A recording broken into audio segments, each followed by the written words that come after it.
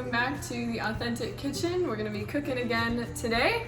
We are making a pasta salad. It is definitely the time for pasta salads. And then we're going to do a quick demo on blanching to freeze your vegetables in case you feel like you can't finish all of them in 1 week. It's a great way to preserve them to eat later. So first of all, what you're going to do for your pasta salad is cook 8 ounces of the pasta that you choose. We're using whole wheat, which I love, and it's a great way to add fiber into your diet. So that's about half of a box this size. You just want to cook that to the package instructions and set that aside and let it cool. We're also going to be using about half a cup of basil. I picked this fresh this morning from one of our gardens. If you can't find basil, you can use parsley or even spinach to add some green to the salad. We're going to use 2 cloves of chopped garlic, red wine vinegar, a large tomato, which you'll be getting, some corn. This is about 3 ears of corn cut off, but you can use about 1.5 cups of frozen corn if that's easier for you. We're also going to be using some olive oil. And then for equipment, you'll need a bowl for mixing the salad in, your red chef knife, a cutting board, a tablespoon measure, and a 1/2 cup measure. The first thing we're going to do is prep the dressing for the pasta salad. So we're going to have to chop up our 2 garlic. So what you're first going to do for the garlic is cut off the end. Just cut right through the paper and cut off that stem end. And that's going to make it a lot easier to remove the skin. So then if you have a garlic press, now's the time to use that. But if you don't, if you want to really carefully take your knife and put it flat against the clove of garlic and then pound it, then you can easily remove the skin. So there's your garlic clove, and I'll just do that with the next one.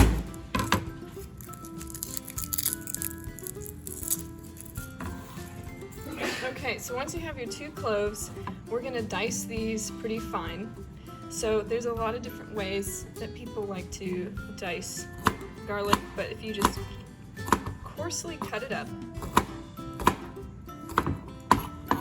what I like to do is kind of the rocking motion. So I'll pinch the tip of the knife and have my hand on the handle and just go around in a smooth motion.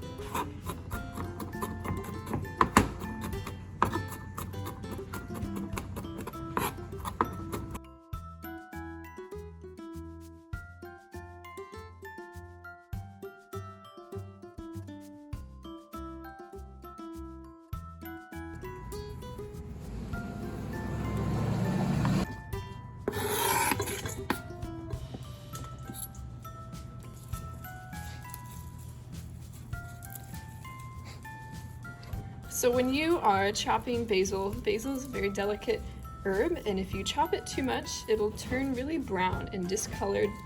And in a pasta salad, we want it to kind of stay nice and green. So one way to kind of keep basil looking really nice is to do, I guess, what's technically called a chiffonade, but you kind of want to layer the leaves.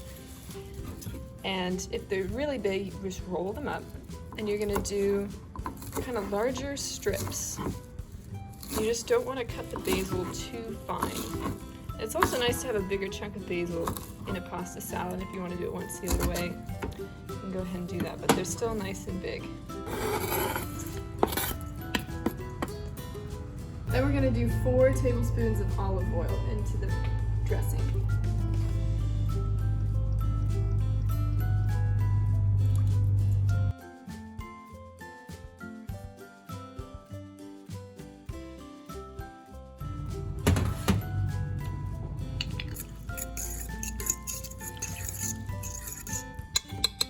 Next, we're going to chop up our tomato, and generally in pasta salads, you'll see them using cherry tomatoes, which are great, but you can also use regular tomatoes, which is what we're going to do today. And this is a really large one, so if you have some smaller tomatoes, you might want to use 2 in this recipe, but we're just going to dice this up and add it to our dressing.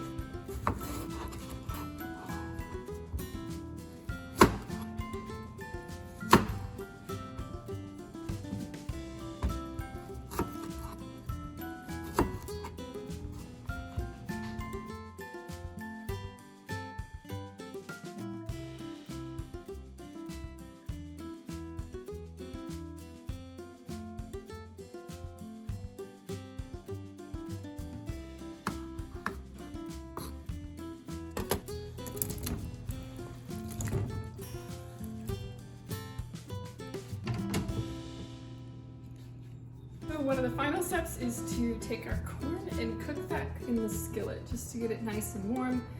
You do not have to do this step. It adds a really nice flavor to the salad, but you can go ahead and put your corn in as it is if you're strapped for time or you just don't feel like cooking in the heat. But if you're going to cook it, you just want to put a tablespoon of olive oil into a skillet.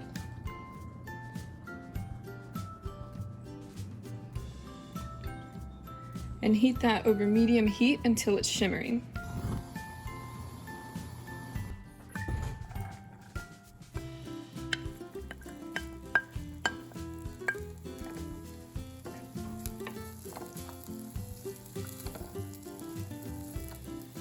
Now would be a great time to put some salt and pepper on your corn if you're cooking it, and any other spices that you might want to add to have fun with your pasta salad.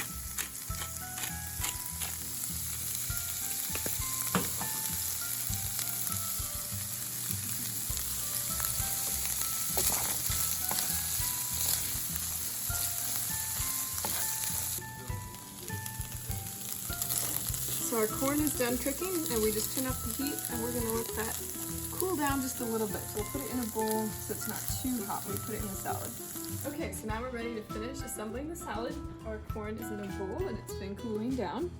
But what we're going to do is add our cooked pasta to the bowl and our corn. And we're just going to mix it all up.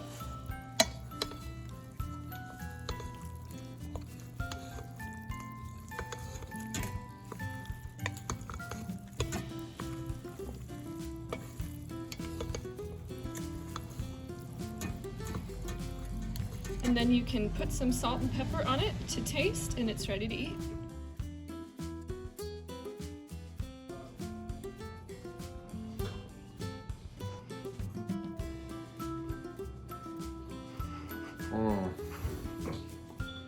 Wow, really good.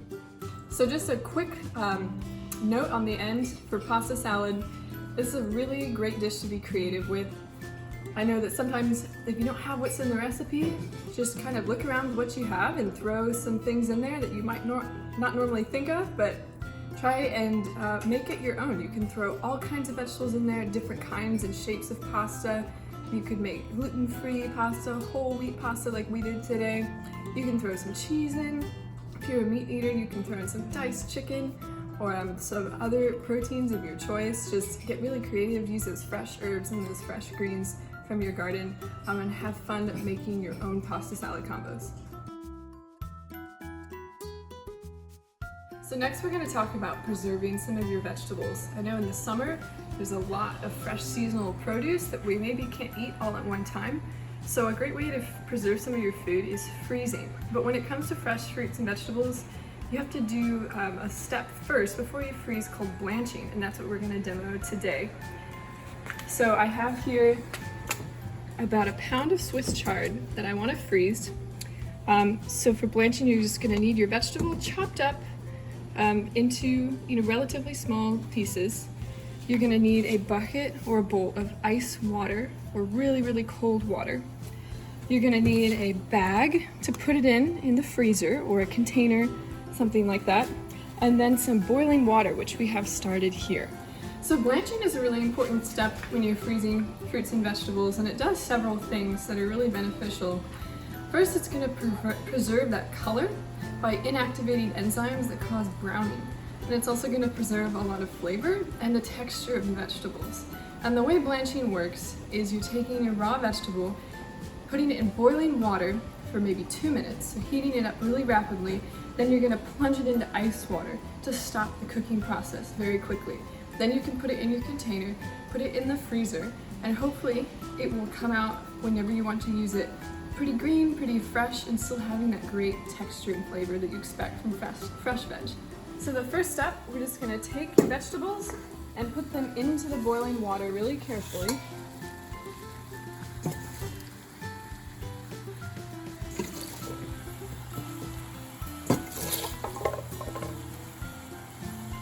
And just submerge them, and we're going to let them sit there for about 2 minutes. So once it's been 2 minutes, we're gonna scoop out our vegetables and put them straight into the ice water and make sure to submerge them so they get really cool really quickly.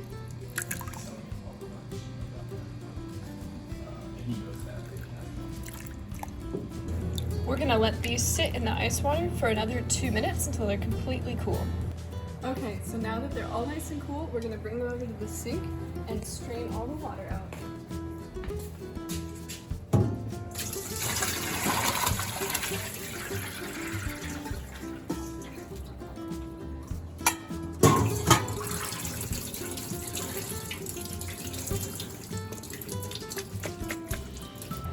Then finally, we can put it into our bag and put it into the freezer.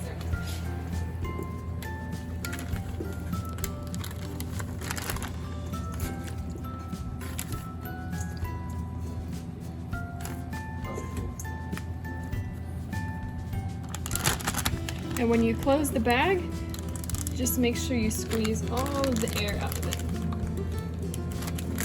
And that's ready to go. So with your frozen vegetables, these can last in the freezer for quite a while, maybe up to a year. So it's great for the winter months when there isn't maybe some fresh seasonal local vegetables. You can pull this out and throw it into your soup or your satay. Enjoy the taste of fresh summer vegetables.